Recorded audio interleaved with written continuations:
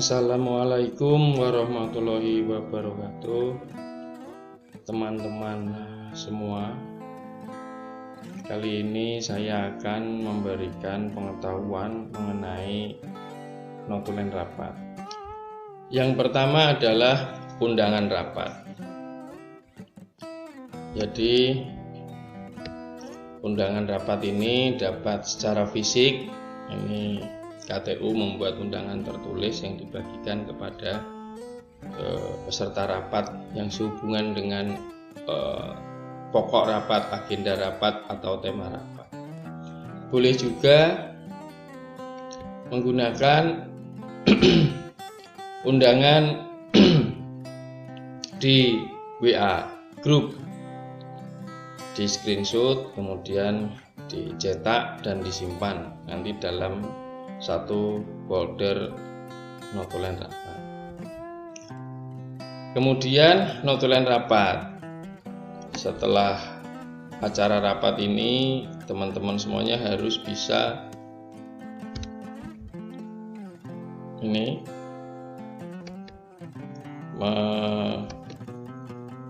menampilkan jamnya. Ini saya memberi contoh biar lebih mudah teman-teman semuanya nanti melanjutkan di komputer, tidak menulis tangan, atau boleh juga di laptop ini. Yang pertama ada nomor, kemudian waktu menunjukkan jam, kemudian nama ini menunjukkan siapa yang sedang berbicara, kemudian usulan tanggapan ini apa yang dibicarakan, kemudian ada keterangan lain-lain. Contoh ini Kasubag TU jam 10 tepat membuka acara dan tujuan pertemuan hari ini. Kemudian 10.15 Kepala Pusmas memberi sambutan dan menunjuk petugas pendaftaran. Tugas yang dimaksud ada Andi Suharno, Diah Aprilina, Trimurtini, dan Hati Wardoyo. Kemudian Kepala Pusmas memutuskan untuk menetapkan petugas pelayanan pendaftaran di Puskesmas Gubuk 2 dan telah diputuskan melalui surat keputusan pelayanan di bagian pendaftaran. Jadi pada saat ini nanti juga langsung dibuat SK-nya. Kenapa? Agar tidak lupa nanti acara penunjukan hari ini, karena sudah ada acara-acara yang lain sehingga lupa tidak menerbitkan surat. Usulan-usulan ini masing-masing petugas sudah ditunjuk harus menyatakan kesanggupannya. Ini petugas siap melaksanakan tugas. Kemudian lain-lain mungkin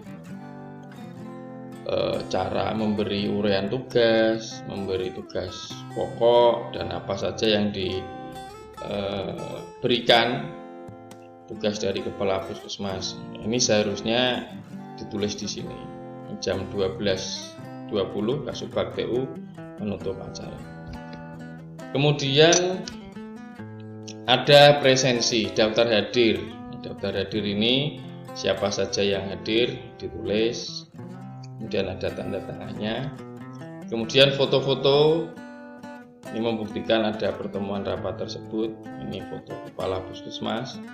Kemudian penanggung jawab UKP hadir juga. Kemudian ini petugas yang ditunjuk. Surat keputusan yang sudah dikonsep sebelumnya ini ada syarat-syarat yang harus dipenuhi dalam membuat SK. Nanti lain kali akan saya berikan bagaimana cara membuat SK. Kemudian di sini ada siapa saja yang harus terlibat di pendaftaran yang ditunjuk oleh kampus, disebutkan di sini di lampiran. Ada ini lampiran keputusan Kepala Puskesmas. Ada Andi Suharno, Diah Aprilia, Trimurtini, Hati Wardoyo. Kemudian ada uraian tugas pokok dan fungsi. Ini memberikan acuan kepada petugas yang ditunjuk tersebut untuk melakukan pekerjaannya. Nih, menyusun rencana dan jadwal kegiatan di layanan pendaftaran, melayani kegiatan di layanan pendaftaran, mengambilkan FF dari rak penyimpanan sesuai dengan FF pasien, file folder ya FF ini, melaksanakan administrasi di pendaftaran dan memberikan informasi kepada pasien di bagian atau unit yang dituju. Ikut meningkatkan mutu dan kinerja puskesmas, melaksanakan tugas kedinasan lainnya yang diberikan oleh atasan. Jadi, uraian tugas ini monggo diserahkan kepada kepala puskesmas masing-masing, mau dikurangi atau ditambah bisa, boleh saja. Kemudian setelah selesai harus ada sosialisasi. Jadi petugas tersebut harus disosialisasikan ke teman-teman di puskesmas. Sosialisasi internal. Bisa ngikut di acara-acara lain, misalkan Minlok. Di Minlok nanti ada agenda sosialisasi petugas-petugas di pendaftaran dan tugasnya dibacakan. Atau boleh juga ditempel di papan pengumuman, atau boleh juga diumumkan di WA group, atau tiga-tiganya sekaligus boleh.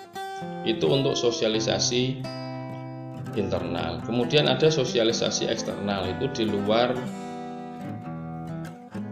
puskesmas.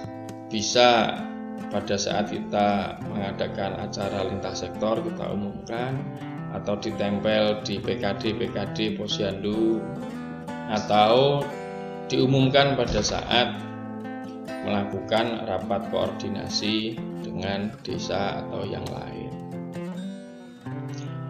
Demikian urut-urutan dan apa saja yang harus disimpan agar munculnya surat keputusan kepala puskesmas itu tidak hanya 2 lembar SK. Saya memberi analog. Sebuah SK itu muncul harus melalui proses dari undangan rapat, kemudian notulen rapat, kemudian ada presensi, daftar hadir, kemudian ada gambar-gambar. Saya menyebutnya sebagai uang. U, undangan rapat. A, absensi. Kita lupakan, kita abaikan masalah istilah absensi karena kita sudah terbiasa menggunakan absensi. Kemudian N, notulen rapat. Yang G, gambar foto-foto. Ini yang harus teman-teman semua persiapkan. Ada sebuah analog begini. Jika sebuah SK muncul dari kita download dari internet, kemudian kita copy paste, kita edit, kemudian jadi, ini bukan sebuah SK. Ibarat orang menunjukkan kepemilikan bayi, ini anak saya, tiba-tiba mengaku sebagai anaknya,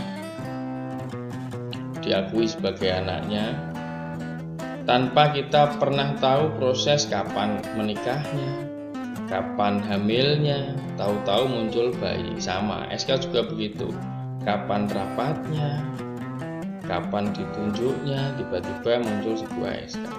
Jangan sampai teman-teman di FKTP nanti menerbitkan SK tanpa ada proses. Demikian, semoga bermanfaat. Assalamualaikum warahmatullahi wabarakatuh.